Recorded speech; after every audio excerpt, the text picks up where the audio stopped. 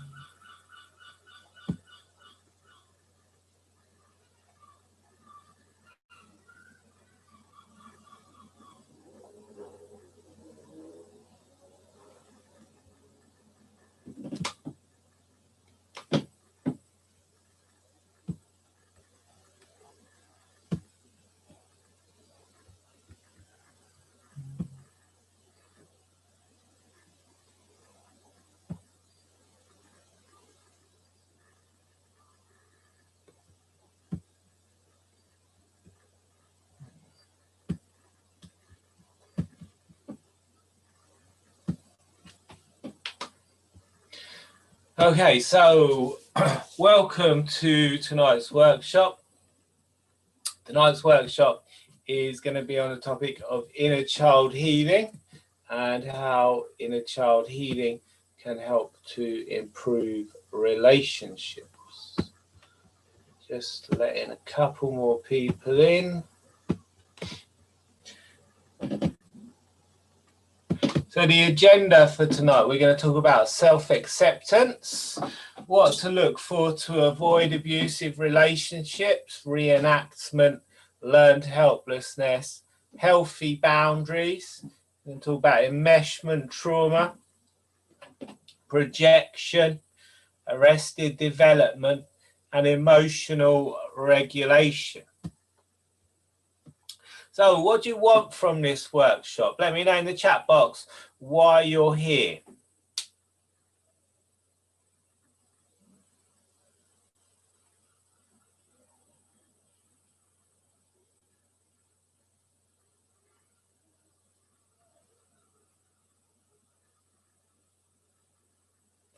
Let me know in the chat box if there's something specific about relationships, something specific about your inner child that's keeping you, making you repeatedly get into abusive relationships. So.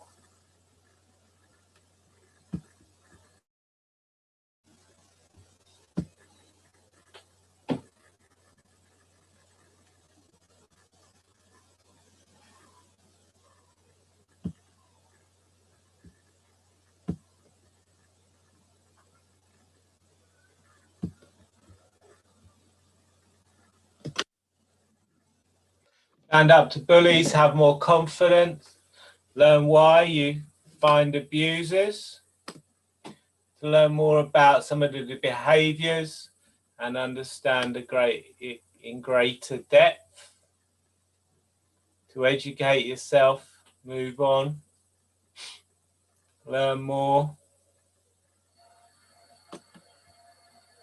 learn how to connect at a deeper level and form lasting relationships, stop being codependent. Excellent.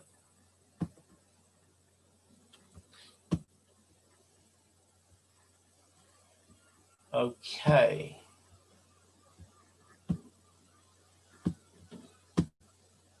So self-acceptance. When we grow up with dysfunction, we become disconnected from ourselves. We learn that we're not okay. And to feel okay, we start looking outside of ourselves. So we may develop a feeling that there's something wrong with us. As children, we have no boundaries. Everything is about us. So even if we grow up in an environment where there's a lot of arguing, we're going to internalize that. We're going to think it means there's something wrong with us. And we're going to develop an external locus of control. And we may look to the outside world to feel okay.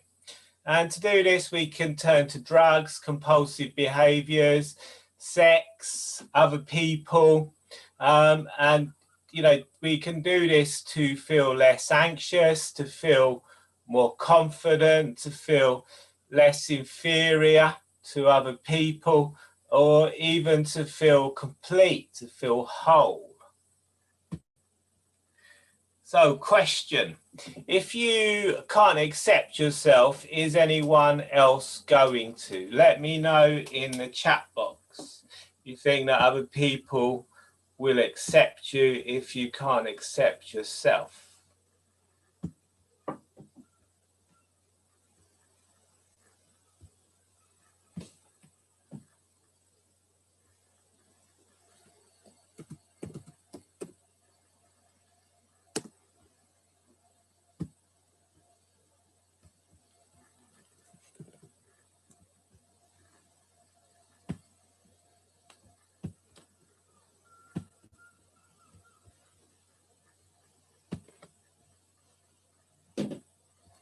Not in the capacity you want.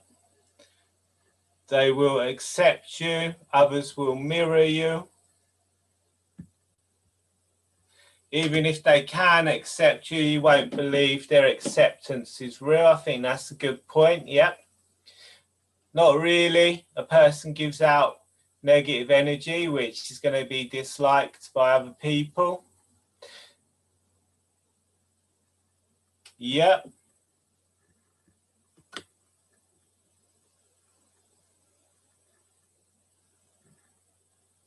Some of you say to some degree. Others say they will, but you won't be happy. Okay. So self-acceptance, by reparenting and reintegrating our inner child, we will learn to, we will learn to accept and love ourselves. We won't need to look to other people to feel okay. And if you're in a situation where you don't have any self-acceptance and you don't feel okay and you're looking to other people to make you feel okay, you're in a very vulnerable situation. If you're in a desert and you're dying of thirst, you'll probably be glad to take any water you can get your hands on. So the need to feel okay can leave us thirsty for love and acceptance.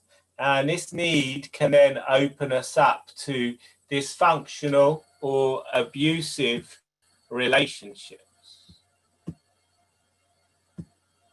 So at the end of the program, I'm going to be talking about my upcoming 4-week inner child program, which is starting on Thursday. If you want to know more about that, you can book a call with me via my website. The address is on the screen right now. So reenactment. What we don't heal, we will either reenact on others or find other people to reenact on us. And as children, we're looking to our parents. In psychology, parents are known as primary objects. We're looking to them to help us understand the world, to understand ourselves, and even to understand how relationships work. So we're going to be looking at the relationship between our parents, and that's going to form our belief on what relationships look like. We're looking to them to model for us what a man and woman should be like and how they should treat each other. So what did your parents teach you about relationships? Let me know in the chat box what your parents taught you about relationships.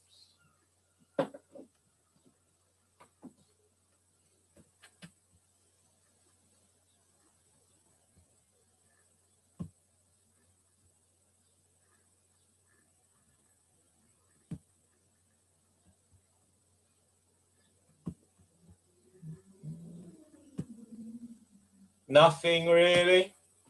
They taught you your needs didn't matter. Nothing. Nothing.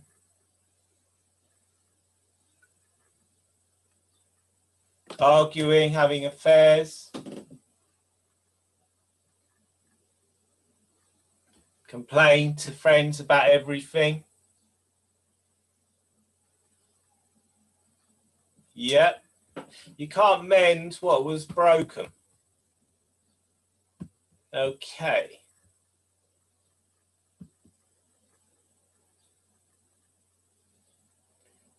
Goals are difficult. They were trapped in an unhappy relationship.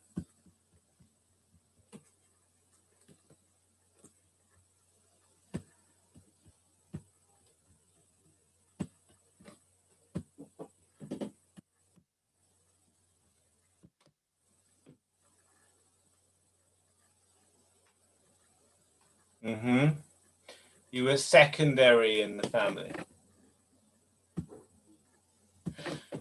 Okay, so we have known knowns. These are the things that we know, and we know them.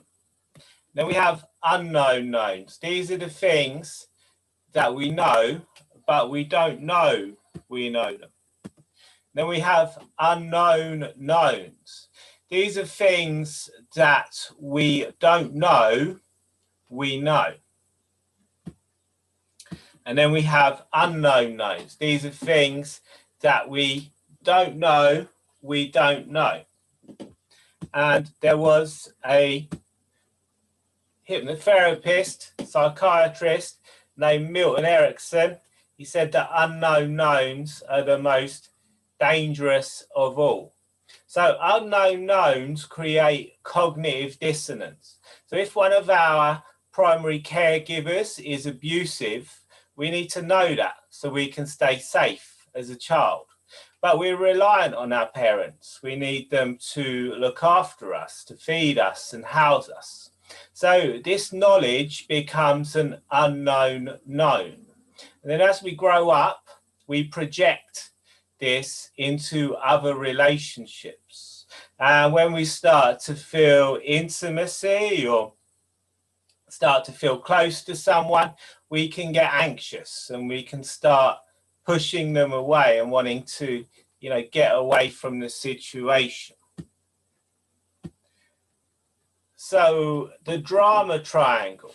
Now, a man called Stephen Cartman developed a model to explain dysfunctional relationships. He came up with this model of the drama triangle. He said everyone moves between the roles of persecutor, victim, and rescuer.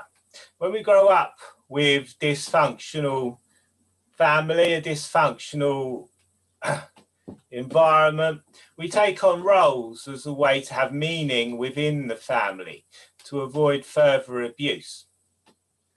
So some of these roles could be the black sheep of the family, the scapegoat, if the parent's an alcoholic or, has issues, we could become their carer. So by healing the inner child, we're able to break free from these roles and stop reenactment.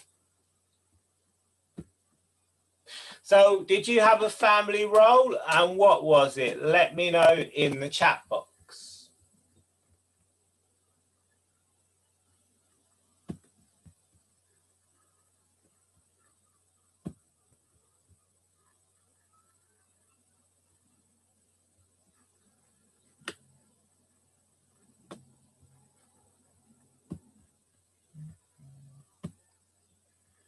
Scapegoat, caretaker, rescuer, expendable, quiet one,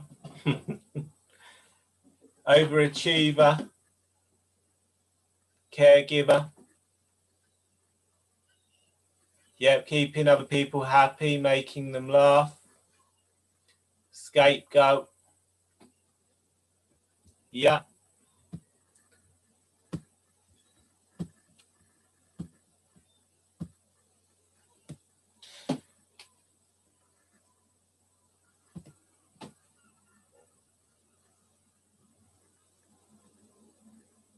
Yeah, they hate you for not remaining at their level.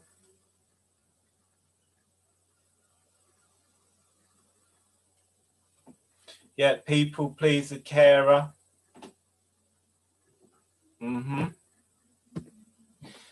So again, when we grow up with dysfunction, we are going to be attracted to people that will traumatize us. These are known as attractions of deprivation. And they're caused by traumatic experiences in childhood. We all have them to some extent. We're going to feel most drawn to the people that embody the worst emotional characteristics of our primary caregivers. So even though we may be adults, we're going to have this unreserved childhood trauma. We're going to have trauma due to betrayal, manipulation, abuse, neglect from our caregivers. And unconsciously, we're going to seek to heal these wounds. And we're going to look to heal these wounds through our intimate relationships. And we're going to seek out people that will irritate them so that we can heal them. This is known as attractions of deprivation. So what red flags should you look for in people? What should you do when you're looking at a relationship, or you're just starting out in a relationship with someone? What should you look for to see if they are abusive or potentially an abuser? What red flags would you be looking for? Let me know in the chat box. Gaslighting, love bombing. Yeah. So for people that don't know, gaslighting is a form of psychological abuse where they will like mess with your reality, tell you that things that you think are happening aren't happening, that you're going mad. Love bombing is when they buy you all kinds of things and give you all kinds of love to start off with. Unwilling to help, unable to see your perspective, gaslighting, disputing reality, and blaming. Being controlling, angry, short-tempered, unstable emotions, gossiping. Yeah.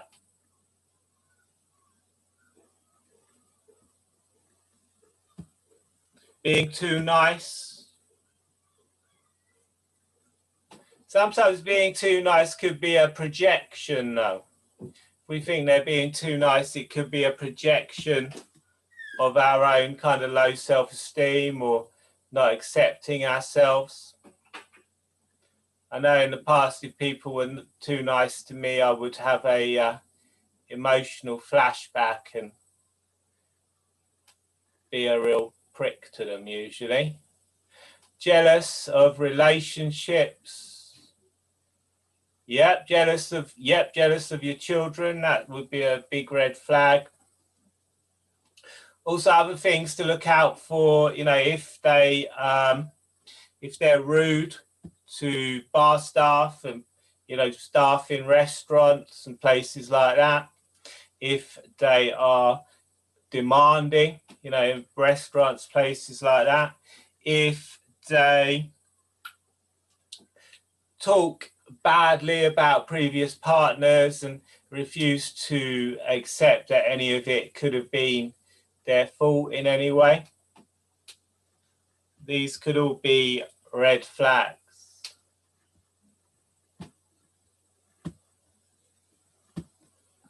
So all abuse is the transfer of shame. Everyone's doing the best they can with what they have. And John Bradshaw said, shame as a healthy human emotion can be transformed into a state of being. Shame can take over someone's whole identity. So as children, as I said previously, we have no boundaries. We think everything is about us. So if we grow up in dysfunction, we internalize that abuse and dysfunction, and we think it means there's something wrong with us. This can lead to all kinds of issues: addiction, OCD, anxiety, attachment issues, and relationship problems. So just growing up in an environment where there's a lot of arguing could cause us to feel pushed out and unwanted. How they treat animals, yep, absolutely, that's a good one, Adam. So when we do this, we're either going to act out or we're going to act in. So if we're acting in, we could take on addictions and things. If we're acting out, we can become narcissistic and abusive.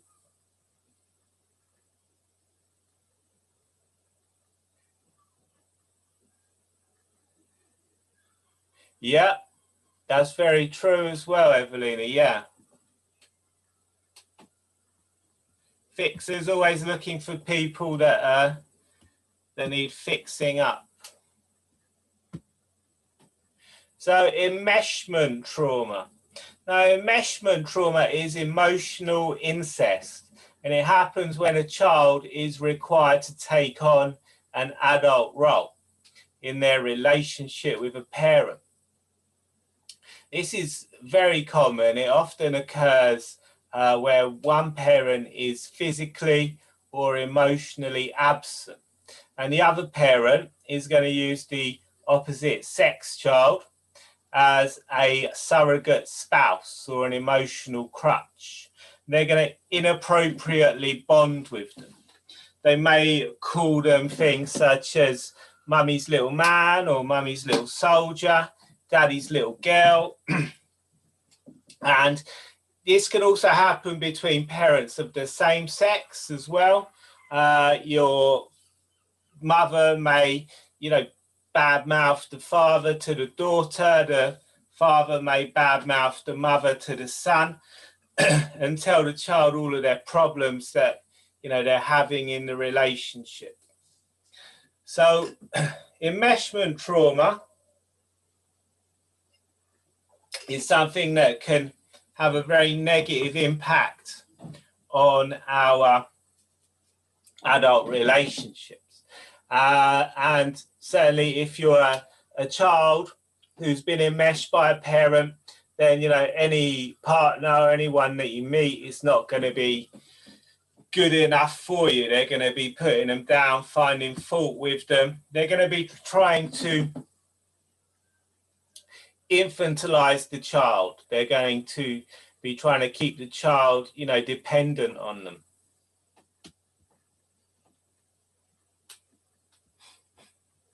Yep. Okay, so as I said at the start of a new program, it's a 4-week program. It comes with 4 group coaching sessions. All sessions are recorded. Exclusive Facebook group, weekly exercises, workbook. Going to be looking to integrate all ages of the inner child from infant to adolescent. Doing this can reduce anxiety, increase self-esteem and confidence, can help you to control your impulses, reconnect with emotions, obviously improve relationships. For being on this call, the special price is £59. And as I said, if you want to speak to me about that, you can book a call via my website. The address is there, and I'll give you the link at the end of this presentation. Okay, so about me. So I suffered with dissociation, emotional flashbacks. I was emotionally dysregulated. I had very bad anxiety issues. I had attachment issues. I couldn't form healthy relationships. There was a constant push-pull in my relationships. I would be rude I'd kind of pull people in, kind of love bombing, I suppose. And then I would be narcissistic with them.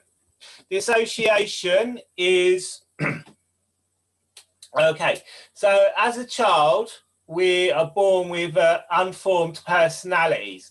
We've got lots of different parts. So if the child is being abused as a baby, they are going to develop different alters, and they're going to dissociate. When they become triggered, they're going to switch to those alters to kind of protect them.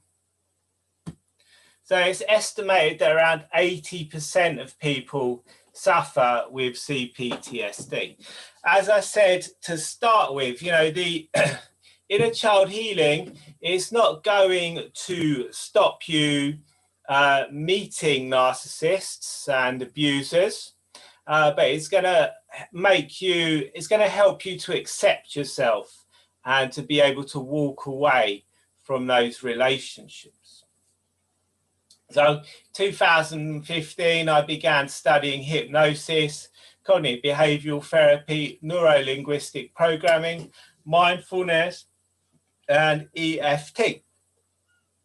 And it all helped me to suffer less anxiety and feel more confident. But it wasn't until I started doing inner child work that the things really began to change for me. So let me know in the chat box if you want to try some hypnosis.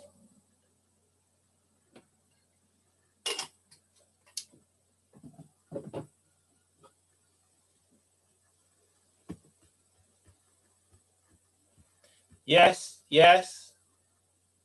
Excellent. Have you ever tried hypnosis before? Let me know in the chat box if you've ever tried hypnosis before.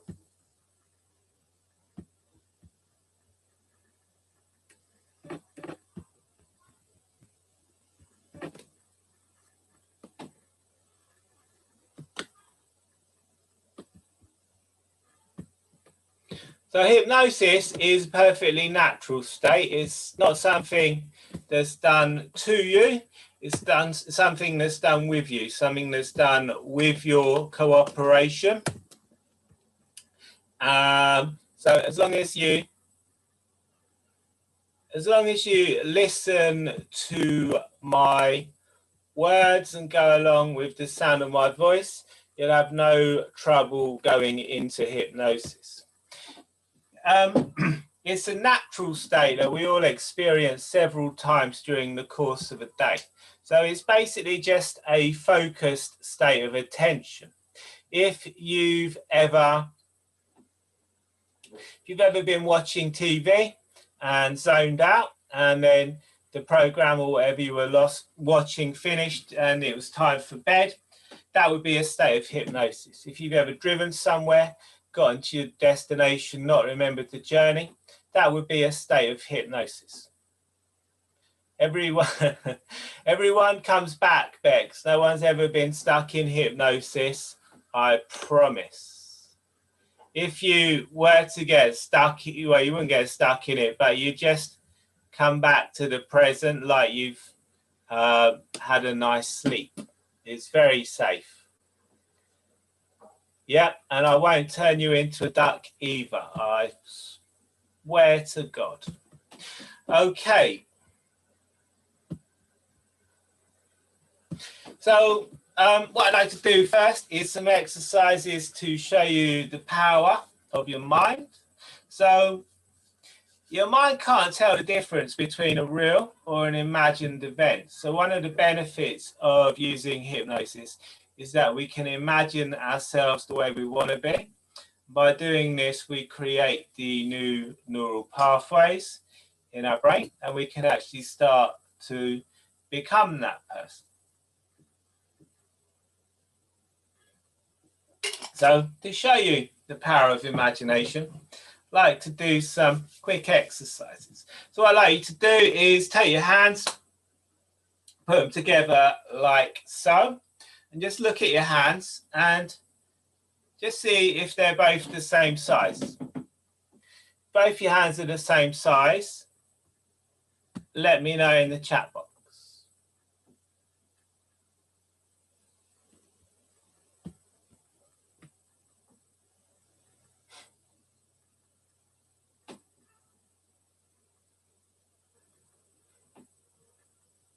Yep.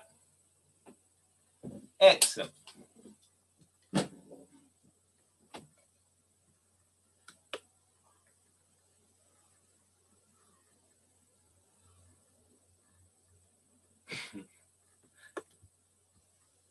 Okay, so most of you, your hands are the same size. So what I like you to do is to relax your hands. Take a deep breath in, close your eyes, and with your eyes closed, I'd like you to imagine that your left hand is growing. Your left hand's getting a little bit bigger. Just imagine those fingers on that left hand just stretching out, expanding in some way. Maybe you can imagine what it would feel like if that left hand were to grow just a little. Just imagining that happening now. And then open your eyes, come back to the present. Place your hands together like so again. And if your left hand's got any bigger, let me know in the chat box.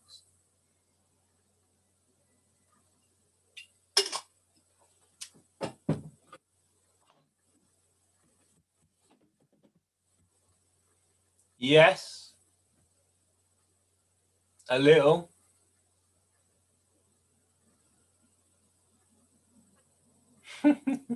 Is it magic? No, it's not magic.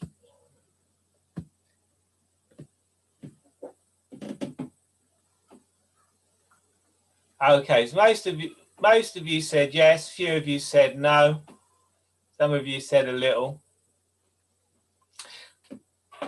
Is there a duck involved? No ducks are involved. Okay, so now I'd like you to take a deep breath in. And when you breathe in, breathe all the way down into your stomach and notice your stomach rising and falling. I'd like you to just imagine that you're walking into your kitchen.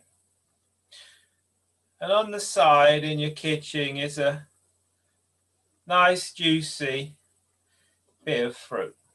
It could be an orange or a lemon or a lime, whatever kind of fruit you like. A juicy fruit.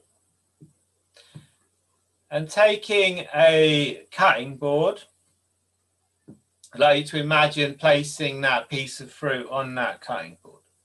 And then safely taking a knife and cutting in to that bit of fruit. And as you cut into it, just imagine the juices just flowing out, flowing down onto that cutting board.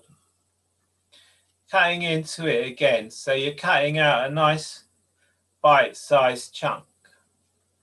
All the time those juices are flowing down onto the cutting board. And just lifting that chunk up to your mouth and biting down on it. Imagine all those juices just flowing out, flowing down your chin and maybe dripping off your chin.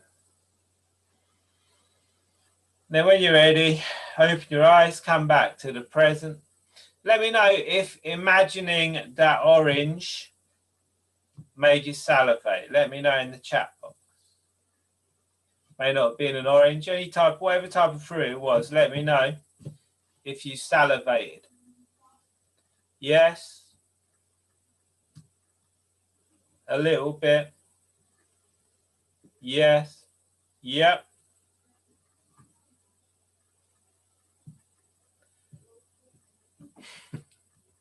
Yep.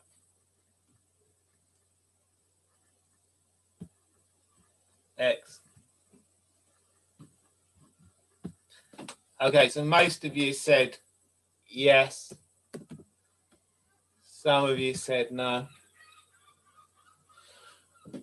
Okay, so now I'd like to do some hypnosis. So as I said, it's not something that's done to you, it's something that's done with you.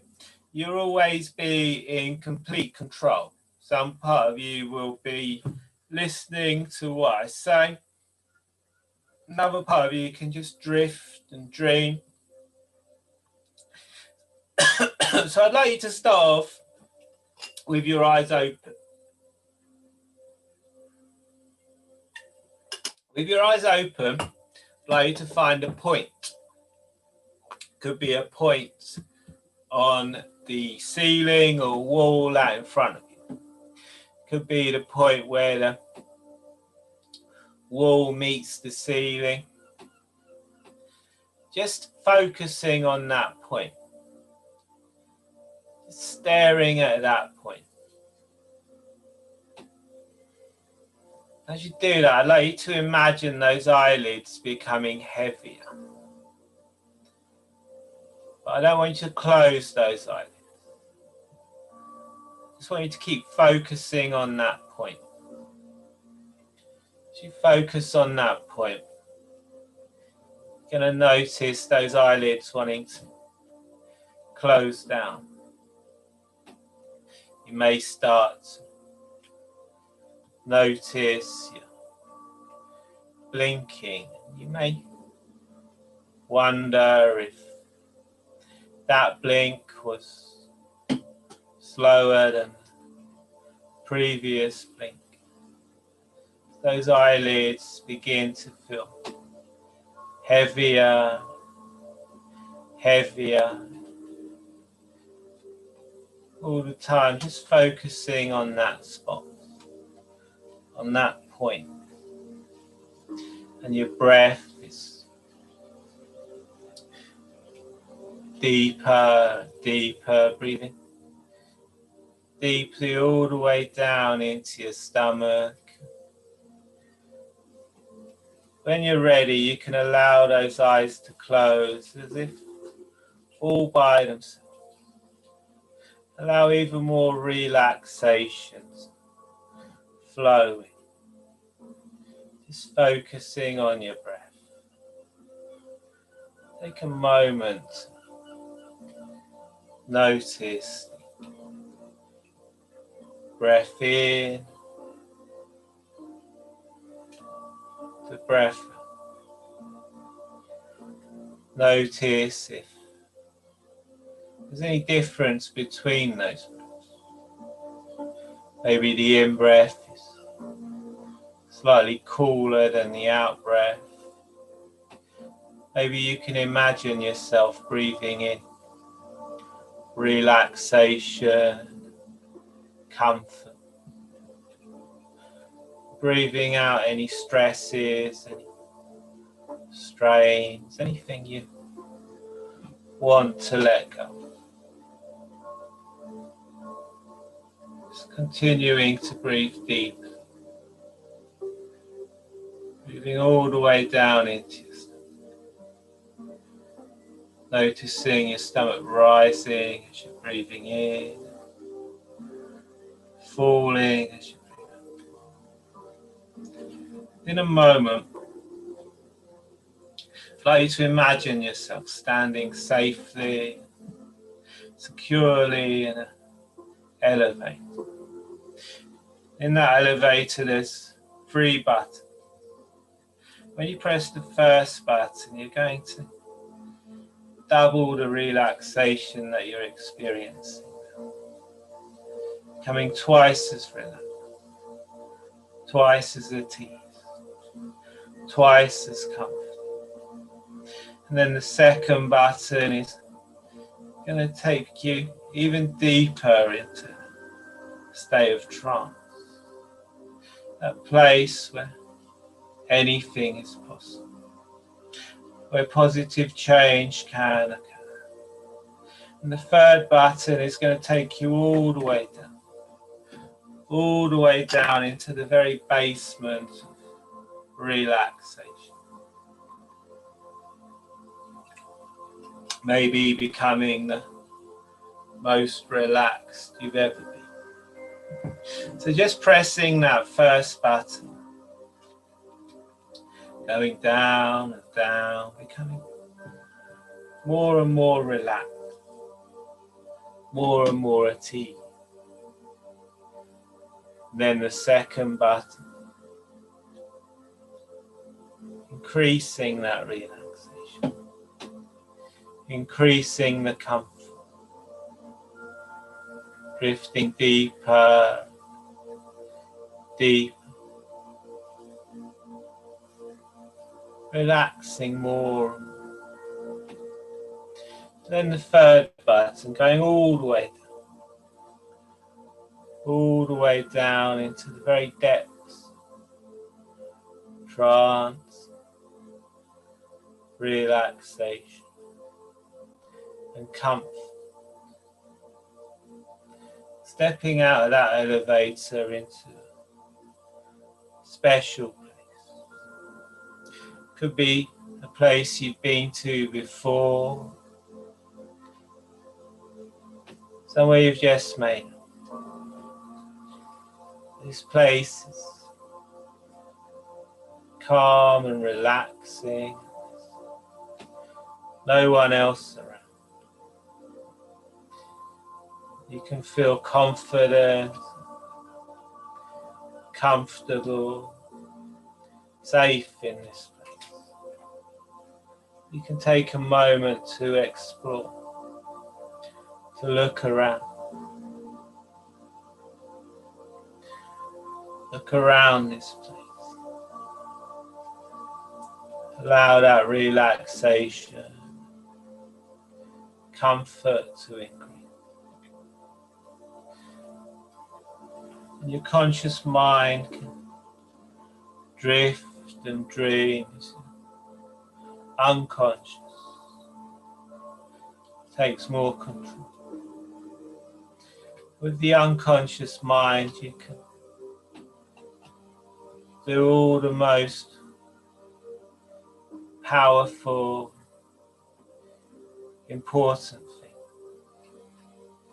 You can change rapidly at unconscious level.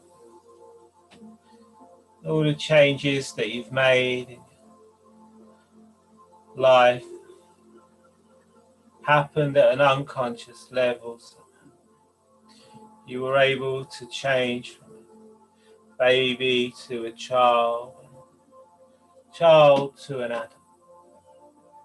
You made these changes without any conscious effort. So you know that you can change. You have changed. As you continue breathing, just noticing any thoughts should come up, just allowing them to drift by. Allow you to think about the changes you'd like to make in your life.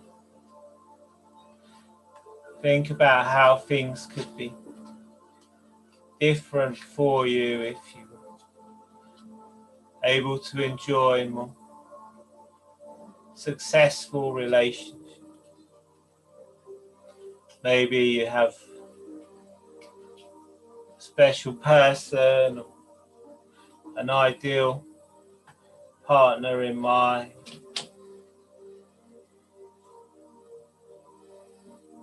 Just considering that. Maybe you can consider how things could be different for you. Maybe see a future version. A future version of you with more self-acceptance, more self-love, more comfortable. Step into that future version. See through their eyes. Feel what they feel.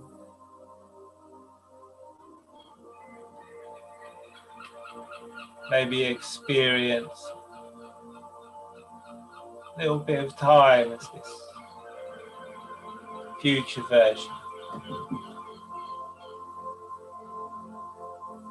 Maybe you can get a sense of yourself connect with these future memories and so on.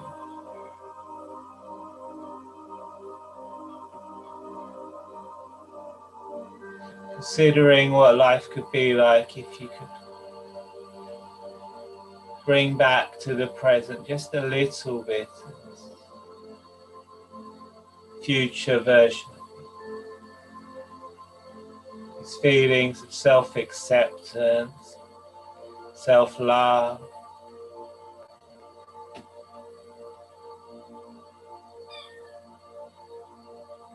In a moment, I'm going to count from 1 to 5.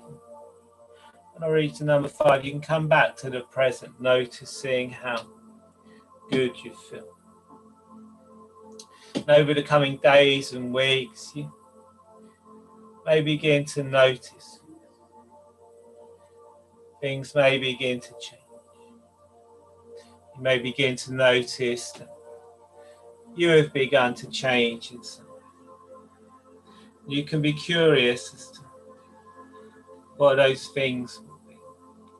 So begin counting now. 1, allowing the feeling to return to your feet. Maybe you'd like to wiggle those toes as that energy flows up your legs. 2, down your arms and into your hands. Maybe you'd like to wiggle those fingers. 3, 4, and on the next number you can open your eyes, come back to the present, noticing how good you feel. 5, eyes open, wide awake. If you like that, let me know in the chat box.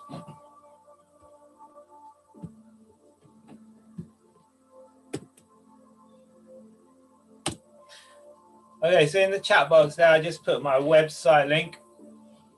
As I said, if you're interested in the Inner Child program, which starts on Thursday, you can book a call with me there, or you can message me your phone number. You can send me a private message via the chat, send me your phone number, and I'll give you a call to discuss it some point over the next couple of days.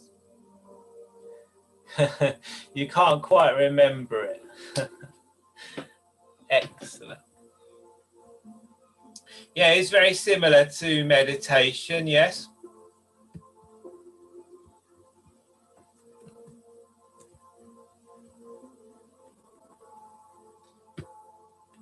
Yep, no problem.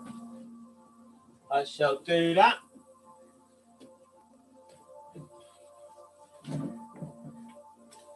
Thank you, Tony. Okay, so if you have any questions, anything you'd like to know, let me know in the chat box. Let me know any questions, anything you'd like to ask me.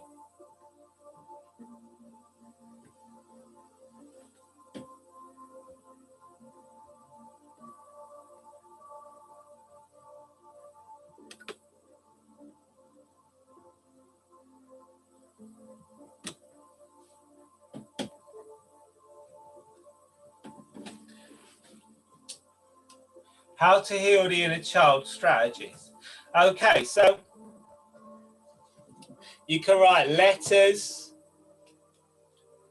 to the inner child. You can write letters from the inner child to your adult self. Visualization, hypnosis, visualize yourself connecting with the inner child. Yes, I'm going to be running it again in October. As I said, if you want to find out more about that, you can schedule a call. Schedule a call with me via that link there. Yeah, these are all things that we'll be doing on the Inner Child program that starts on Thursday. Other things you can do as well is to write a biography. So you can write that. It's very cathartic to write down your story, write down the things that have happened. So that's the end of the presentation. Anyway, so yeah, write down, you know, the story, things that have happened, draw pictures. A lot of people find drawing pictures to their childhood to be very helpful.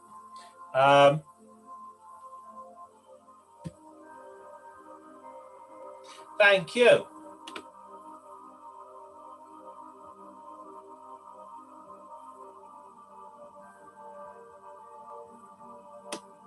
So does anyone else have any questions? Let me know.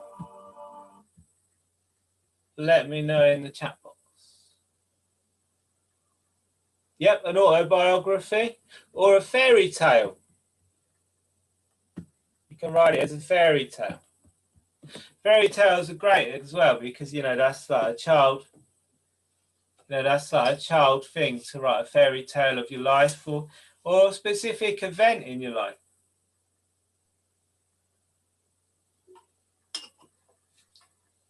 Thank you.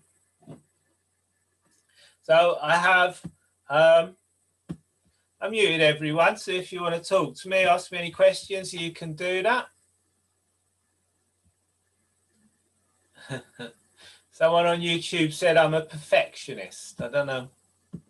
Or they may have been answering a question. I think they must have been asking. How does learning about the inner child help with enmeshment? Okay, so enmeshment is something very difficult to overcome, as I said. Learning about the inner child isn't necessarily going to help with, it's not necessarily going to help with enmeshment, but doing the inner child exercises, writing letters to your inner child, writing letters from your inner child to your adult self, reconnecting with your inner child, feeling self-acceptance, losing the toxic shame. These are all going to, you know, these are all going to help undo damage that's been done through enmeshment. So does that answer your question? Let me know.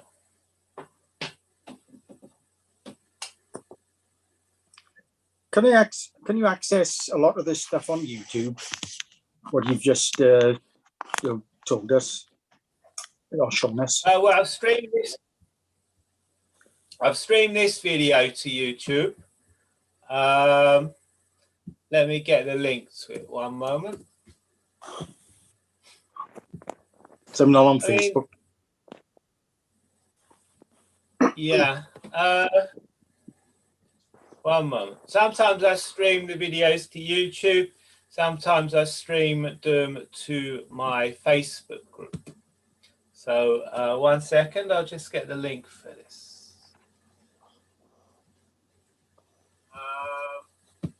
Let me get the.